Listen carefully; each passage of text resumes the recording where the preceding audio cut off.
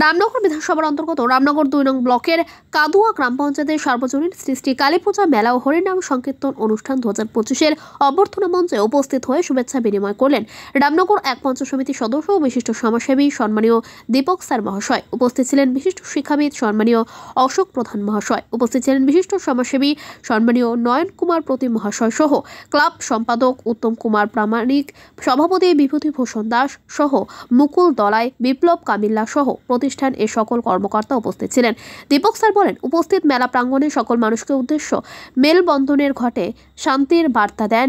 ধর্ম যার যার, উৎসব সবার, অশুভ শক্তিকে বিনাশ করে শুভ শক্তির জয় হোক, সকলকে মিলেমিশে থাকার বার্তা দেন। ক্যামেরায় মিলন প্রতিশোধে মাখন মণ্ডলের রিপোর্ট, আর নিউজ বাংলা।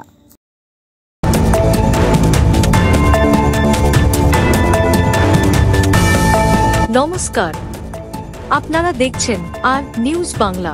আমি এই মেলায় উপস্থিত হতে পেরে আমি নিজেকে খুব গর্ব মনে করছি যে এই কমিটি দীর্ঘদিন ধরে এই মেলাটাকে পরিচালনা করে আসছেন।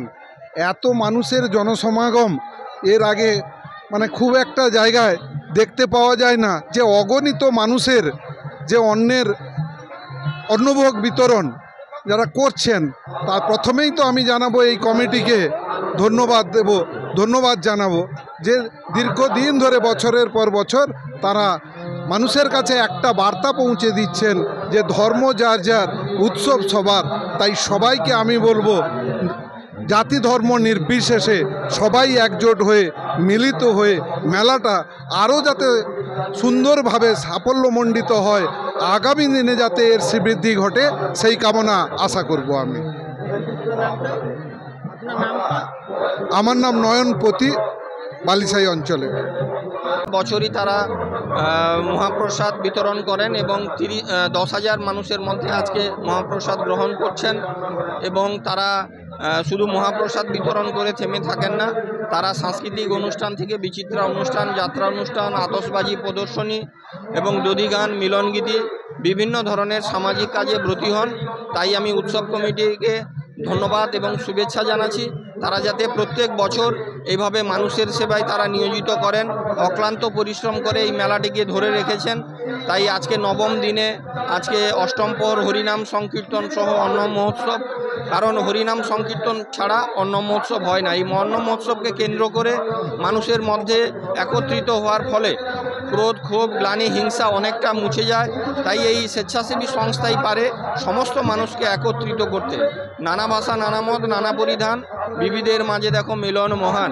আজকে এই পুণ্যভূমিতে সমস্ত মানুষ একত্রিত হয়েছেন, এই মেলায় আসছেন, আনন্দ উপভোগ করছেন।